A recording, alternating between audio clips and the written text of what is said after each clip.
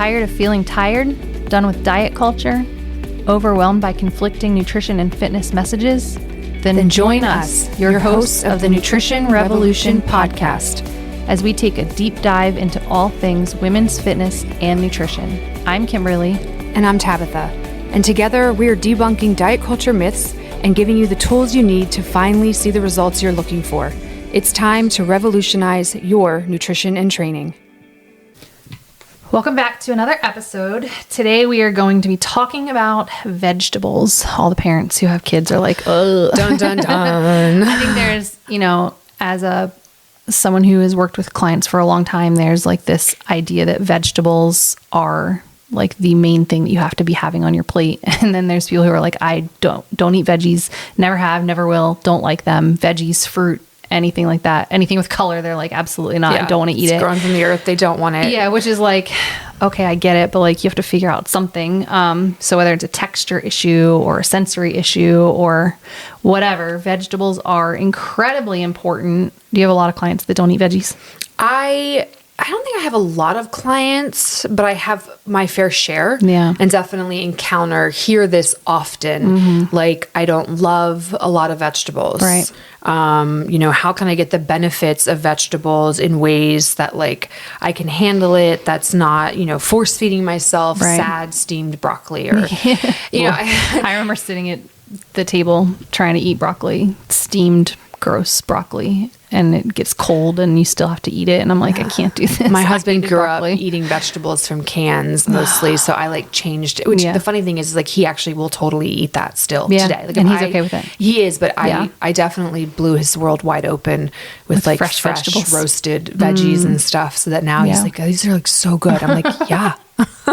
They have flavor. I know. And spice. They're so good. So good. Yeah. I think that there is really a lot of people who have like this ick towards veggies. Like even my son who eats all the veggies, if I say like, what veggie do you want? He's like, I don't like veggies. I'm like, yeah, roasted broccoli in your rice bowl. And he's like, yeah, I'll eat that. Okay. Like riced cauliflower. Yeah, I'll eat that. Guacamole. Yeah. Okay. Then you don't hate veggies, but it's like, I don't know if it's like that 12-year-old, I'm cool. I don't like my veggies kind of guy or whatever they're trying to do. But there is that like, idea that veggies are gross when in reality we need them. They support a lot of our body function. Yeah. And that, I think the grossness factor is just a mindset, a mentality. Yeah. And that can be reframed and it comes down a lot of times to the way that it's served and the way that's prepared. Yeah. But we're getting ahead of ourselves there. Yeah. So for our listeners, we'll start with why we need them. Like, why is it, you hear like, eat your vegetables, but there's real reason in science and yeah, exactly. Physiological benefit to that. So Kimberly, why don't you start us off talking about what for a non-vegetable, non-plant food eater, what could you expect to see in your blood work? Yeah. Like in the blood work, I mean, if you're getting like a full panel blood work, you're going to see a lot of deficiencies in your vitamins. So, you're going to have low folate, like B9, your B vitamins with getting, that's like your leafy greens. Like you've got to be eating some leafy greens to get your B12, B9. And then vitamin C, vitamin A, and your vitamin K, those will all look low. Magnesium and potassium are going to be low. So minerals. Especially if your diet is heavy in like the processed food side, like that tends to be like, I'm not eating veggies, but I'll eat potato chips, so like you still are eating meat and a side, and it's usually like a processed carb instead of veggie. So you got to be careful about that. And then in like your complete blood work, anemia is one of the big things that we're seeing, like people not eating enough vegetables or enough fruits. And really what we're talking about is vitamins and fiber. You're just lacking like a whole nutritional panel that you have not tapped into for your body. So anemia, you're going to feel fatigue and weak and tired, and it's not going to be great for your workouts or just like your daily functioning because you're going to feel like crap.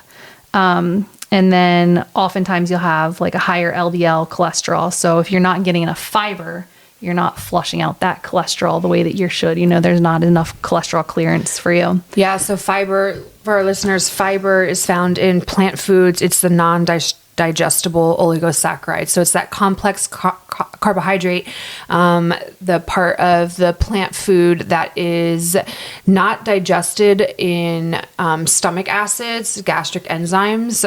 It's broken down by the bacteria that lives in your digestive tract. And that fiber, it binds to free cholesterol and other like free radicals and toxins in the body, and it binds, and then it gets removed through your waste, through byproducts, through fecal matter, actually, in your poop. And so that is one of the body's ways to naturally lower your cholesterol. So if you are someone that has elevated LDL and elevated cholesterol, increasing your fiber intake will help to naturally better manage your cholesterol. And the way that you do that is by increasing your consumption of plant foods. Yeah. So I think one of the myths too is like, well, no, I poop every day, so obviously I'm fine. But there's a whole wide variety of how your poop should look. Like, absolutely. If your poop is like, we're going to talk gross right now, but if you're like splattering it all over the toilet, like that's not a healthy fiber rich diet. It should be nice, soft formed. Struggling. Like I always tell people, it should look like soft serve ice cream, like coming out nice and smooth, nice and flowy, like easy to pass. You don't have to you're struggle. Not struggling, and you're not going 6 days without pooping, and you're also not pooping like 100 times a day. So, you've got to, they're like, oh, but I don't need veggies because I poop. And I'm like, okay, but that is a very broad range of how you're pooping. And then also not having the fiber and those nutrients can also make you insulin resistant. So you might see like elevated blood sugars or higher A1C. And, that fiber helps you to regulate your blood sugar. And then again, elevated inflammation markers, like your inflammation's much higher because again, you're not getting rid of all that waste. So it's sitting in your gut. It's creating, bacteria and toxins that are just staying there and not releasing. So, plus plant foods, they contain phytonutrients, biologically active compounds that provide a plethora of benefits to the host, anti-inflammatory properties, so natural detox and anti-inflammatory pathways in the body. So when you eat a variety of the different colors in fruits and vegetables are different types of anti-inflammatory benefits and properties for the body. So it's not just the fiber. It's not just the vitamins and minerals. They actually, these phytonutrients interact with us at the cellular level, turning on and off the expression of our DNA, of our genes. Right. There's just, I think some of the benefits, like your skin looks better, your hair looks better, like you feel better. So a lot of times if you're lacking those vitamins and minerals and nutrients, your skin is the magic mirror. It really is. It reflects what's going on. If your gut is destroyed, you're going to see it. Absolutely. So you often have, you're more at risk for cholesterol, markers, elevated cholesterol. And then higher biomarkers of blood sugar control, inflammation, heart disease. And then again, colon issues can be a big problem with people who don't eat enough vegetables. Yeah, so gotta feed your gut, definitely. Yeah. So, it's more than just eat your vegetables. Yeah. It's super, super important. But I think one of the issues, people get stuck in just like, oh, okay, healthy eating is eat more vegetables. And I try to encourage my clients to first reframe it. Healthy eating isn't just eat more vegetables. Healthy eating is get more fiber, get more vitamins, get more total plant foods, right? And plant foods aren't just vegetables. It's fruit, it's nuts and seeds, it's whole grains, it's beans, it's oats. Vegetables are just one of those vehicles. There are others. I think when people hear eat your vegetables, they think of, like we said, boiled broccoli and spinach. Everyone's like or like a salad. And that's my healing is all going to come down to kale, isn't it? It's not always kale. Right. And there's a couple strategies that I like to try to encourage my clients to use that are maybe a little pickier or not as adventurous when it comes to plant foods. Smoothies are kind of like my first go-to because you can literally make a smoothie taste really good. Yeah. And kind of like anything. Right. Like you want it to taste like pumpkin pie? I got a recipe that will use actual pumpkin puree, and that counts as a vegetable intake. Yeah. So Yeah. the sky's the limit there. So, I mean, if texture is the issue, and which it usually is sometimes, especially like a lot of chewing with vegetables because of all that great fiber, blending them is a really great option. So the Smoothie Life is... I think the smoothie thing was like such a game changer as a mom with a kid who was like, like I would throw, oh my gosh, so much kale and bananas and berries and chia seeds and hemp seeds and ground flax seed flax into their smoothies, and they would just chug it like they were drinking a milkshake. Like that was my go-to for sure. And they still today are like, yeah, I'll have a smoothie, you know? Absolutely. Yeah. And you can start small, you know, start with like a small little handful of spinach, which is really, really bland, mild frozen tasting. spinach. It just blends like ice. Yep. Add some berries, banana, a little protein powder. You can even try getting like the riced cauliflower, do some mango and pineapple. You won't even taste it. That's a good idea. It's just like smaller and it'll blend really nicely. Yeah, that's smart. You know, easy ways, pumpkin puree, cinnamon, vanilla, milk, add a protein powder in there, a little nutmeg, delicious. Make yourself a little pumpkin pie smoothie. Yeah. You won't even know there's any vegetables in there. Like there's no milkshake. chewing, no veggie drama. So try some smoothies. Start small, like maybe quarter cup, half a cup, and then kind of build up. And, you know, you can go on Pinterest and find like literally every type of smoothie you can imagine and just like try them out. Save the ones you love. Another strategy that I really like is sneaking them into foods that you already love in small ways. So like instead of changing your meals, just try ways to upgrade them. An example would be pasta sauce. When my kids were little, I would saute some spinach, zucchini, pepper and carrots, and then I would blend it up with a little bit of like bone broth, and then I would add it to my spaghetti sauce, and they wouldn't know that it was in there, and it would and I would do like some garlic and like salt and pepper, and you wouldn't even know it was there. So it was just another way for me to get in like fiber, nutrient dense vegetables with pickier eaters. Yeah, that's a smart way to go. You know, sometimes I would even do like mushrooms, and I would blend them. I feel like beets. We used to add beets to ours because beets taste like dirt. They're so strong. I used to make there's this blogger that I followed, Paleo Parents, and they had these red beet cupcakes. Okay. And they were phenomenal. Really? And like I would make them as just like a muffin without the icing. Yeah. It's like the only way I would eat beets. But then I would put it in like I would hide it in stuff like red sauces or whatever. Yeah. Or like even... But they do taste like dirt. I would never just like eat like a beet salad. No, I can't do them. Beets. Yeah, I can't do that. No. But like if you're making tacos, like add...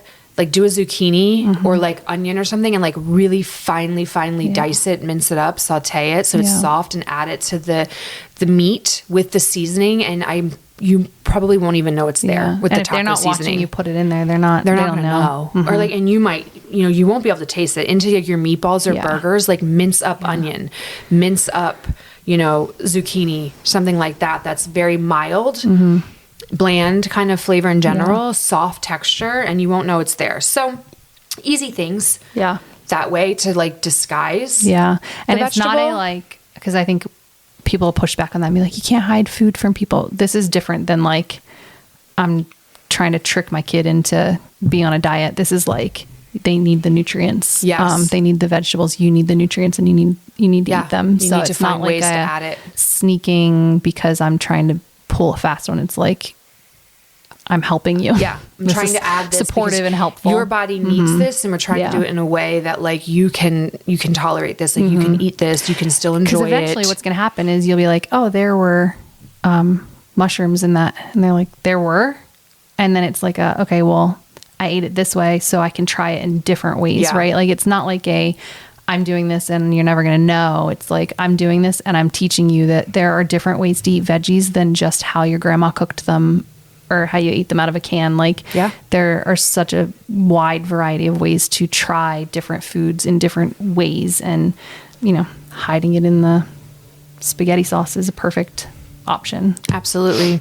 I think one of the biggest game changers in my household, and then what I see with my clients, is changing the cooking method. And I don't going from like canned to fresh. you know, steamed or boiled to like roasted and grilled, but even like the way that you're seasoning, right? So like doing peppers and onions with fajita or taco seasoning. Yeah. They're so then you good have that familiar way. Taco taste. Exactly. But it's on a veggie. You know what I mean? And then throw in some chicken there. And I'm a big season. Like we love to season all of our food with like garlic and onion powder and chili powder and cayenne. Like we love it all. My family, one of my family's favorite vegetables, I do fresh green beans and I like doing the haricots verts, which is like the French green beans. So it's like a thinner one. And I will, I do boil them on my stove till they're just like tender crisp. Yeah. And then I do a little bit of butter and I do garlic salt and pepper. And they are just like, they're so good. Yeah. They're so, so good. The garlic salt and pepper combination. So good. With a little bit of salted butter. They really are so yummy. Like grilled asparagus with garlic salt and that. I like butter. some roasted asparagus with that. Or I'll even do broccoli and cauliflower mix roasted in the oven with the garlic salt and pepper. And then I'll do Parmesan on it at the end. Good. Yeah. And that's really good. So a lot of the times it comes down to like the seasoning and the sauces that you're using. You can try air frying. I do, I cube my sweet potatoes and I'll do them in the air fryer. And then I have this like barbecue spice rub mix that I do. It's like cumin, paprika, chili powder, a little bit of brown sugar. Oh my gosh. Gives it like a spicy sweet. Like, it's got like a mesquite seasoning in there too. And then it like gets tossed on there when they're done air frying. So it's like a dry rub, but it's like so good. Yeah. It's like home fries. That sounds awesome. It's really good. That's the only way my son will eat sweet potatoes is if I make them into like sweet potato casserole or like a home fry. Yeah. And he doesn't like potatoes. So like white potatoes, unless it's a French fry. So we'll do like I made shepherd's pie the other day and he was like, can I make a taco instead of eating shepherd's pie because he doesn't like potatoes? And I was like, yeah, that's fine. But if I cut the potatoes and make them like a home fry or a French fry, he will devour them. Yeah. And so it's, you know, it's just preference. Like he doesn't want a mushy potato. He wants like a That's crunchy how my bite. son is. And so, you know, and I noticed like all of his veggies, he likes more of like a roasted than like he won't eat lima beans. I will eat bowls of lima beans because I love them. And he's like, ugh, no, I'm not eating that. Yeah. So my son will eat roasted potatoes. Like if I dice up like baby potatoes and roast them and then season them, he'll eat them. But if I do mashed potatoes, he won't touch them. Isn't that funny? Yeah. So it's like texture. Yeah, it's texture and preference. And if it tastes familiar like a French fry, then that's fine for them. I'll take our ground. We do a lot of ground venison, and I will do, like you said, with the onions and like sometimes celery or whatever I put in there that like they don't even know it's in there. Yeah. And that's what he throws on his tacos. Mild. So, because he's not my veggie eater. He eats fruit all day long though. Yeah. Yeah, that's the next thing I was talking about. Well, so finishing up the conversation there, it's like you're allowed to make them taste good. You're not like in veggie jail. You know what I mean? Like you don't have to sit there and eat raw vegetables with nothing. Eat vegetables that you know you don't like. Or yes, exactly. If you know you hate Brussels sprouts, then just don't eat Brussels sprouts. Right. Try something different. Like I actually don't like lima beans. Like I'm not going to eat lima beans. I love succotash. Have you ever had succotash? I'm not eating it. Okay. It's lima beans and corn and stewed tomatoes. Yeah, I'm not doing it. It's so good. And you know what else I really don't like? I don't like cabbage. I'm not going to eat it. Like even like coleslaw? Yeah, it has to be. I can't do the creamy coleslaw. I found this recipe. It's coleslaw with like a vinegar base, but it's got jalapenos. Yeah, it's like the North Carolina coleslaw. Pumpkin seeds in it, and it was so good. I'll eat that. But like you won't want like cabbage soup. I can't do like stewed cabbage. Me either. No. I can't do that. I can do like egg roll. Like I do like this egg roll skillet meal that has like shredded like cabbage. Like I can do like that. Yes, I can do that. Yeah, but like boiled cabbage. Like boiled cabbage and... I don't get that either. That's whatever. And no, I won't do that. No, ew. Yeah, I think... No. Yeah, if you know there's veggies that you don't like, don't force yourself to eat them because you feel like you have to. You can get a lot of these vitamins and minerals and fiber from I don't really love peas a wide variety. Either. My husband loves them so much. So like I can eat peas in like beef stew. Like I can do that. Yeah. But like he's telling my husband, he's like, if you put it in a soup, if you like just to serve peas as like a side, like my husband loves peas. So like maybe like twice a year I'll do them as a side. And then I usually just I do like another different. vegetable side, and then I'll eat that. Like, this is your Thanksgiving meal. I You can know. have I'm this, like, but here not you that. go. My husband has he will eat raw carrots, but he won't eat cooked carrots I'm the same way. The cooked carrots are in chicken noodle soup. Yes. I will eat cooked carrots if it's in like a soup or a stew. Yeah. And I'll eat them raw. Yeah. But I won't eat them as a side, like sauteed. roasted. Oh, I roast carrots with this like Creole seasoning, and they're like spicy and like kind of crispy, like charred. And he's like, that's disgusting. Like, why are you eating that? Now I'll eat roasted broccoli all day, every day. I don't want it raw. Yeah. Cauliflower too. Yeah. I don't like raw cauliflower. Again, like you have to experiment with experimented and figured these things find out. exactly. And try. Yes. Yeah. And so here's the final piece that I'm going to add. Yeah. My final say on this. Okay. Use bridge foods. Like if you're like not the biggest veggie lover, chances are there's probably 1 or 2 vegetables that you will eat. Yeah. So like figure out what those 1 or 2 are and then eat them regularly. Okay. And then there's probably lots of fruit that you like, because I've never met a human that doesn't like fruit. I have clients that don't eat any fruit. Really? Multiple. That's so interesting. Multiple Will they eat clients who don't too? eat fruit and they don't eat vegetables. Wow. Yeah. That's hard. Yeah. That's why this topic is where we are. It's for all my clients. You know who you are.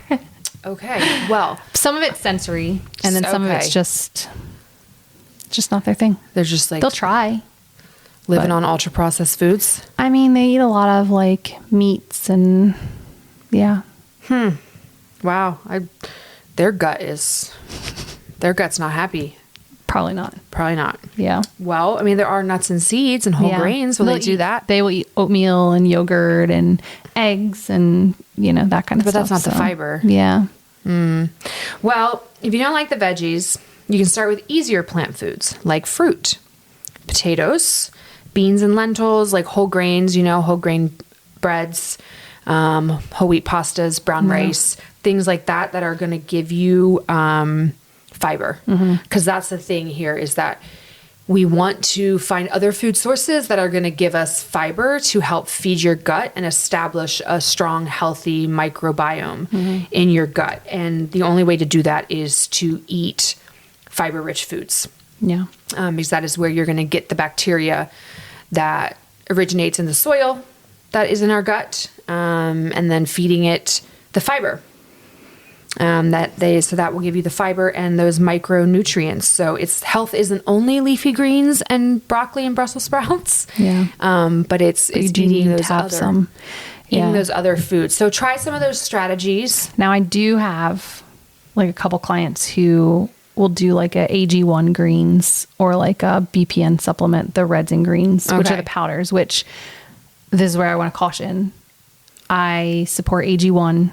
And I know the BPN greens and reds are just like nutrients that you actually need.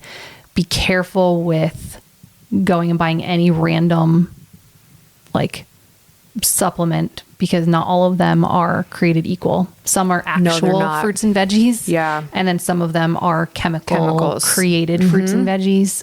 You've heard us talk about that with different nutrition beverages on the market. And even then, the bioavailability of nutrients from powders versus whole foods is not the same. Right. It's not the same, period, full stop. So like a fiber gummy is not going to give you the same effect. No. And then there's also the sugar alcohols that are in a fiber gummy. Yep. So, I mean, is it better than not having any fiber? Yes. And that's why I kind of tell them this is like you can have these as you're working on increasing and finding fruits and veggies that you love. Trying new fruits and vegetables, trying new methods of cooking. Because there are people who have, like, we've had Sam Wither came on and talked about ARFID, and we have people who have sensory issues, and we have people who have reasons why they don't eat or like certain things. So find something that you can start and then slowly incorporate. And I like your idea of like, bridging with the bridge foods and starting small and having like, all right, I know I can eat.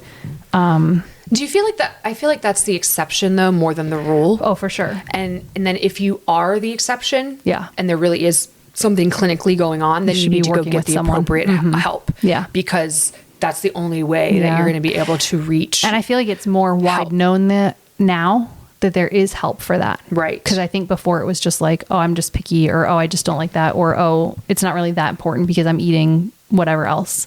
So I think that the more information that comes out that there is help for that, the better. So Yeah. yeah. Yeah. So, I mean, I would say like a super simple starter plan here. If you want some more structure, like add, a smoothie daily, or add vegetables to one meal, try one new veggie prepared like a different way, I like love walking around the roasted grocery store with my kids and being like, all right, you guys go pick out one fruit or veggie that you haven't tried before, and we're going to take it home and work on making it taste delicious. Yeah.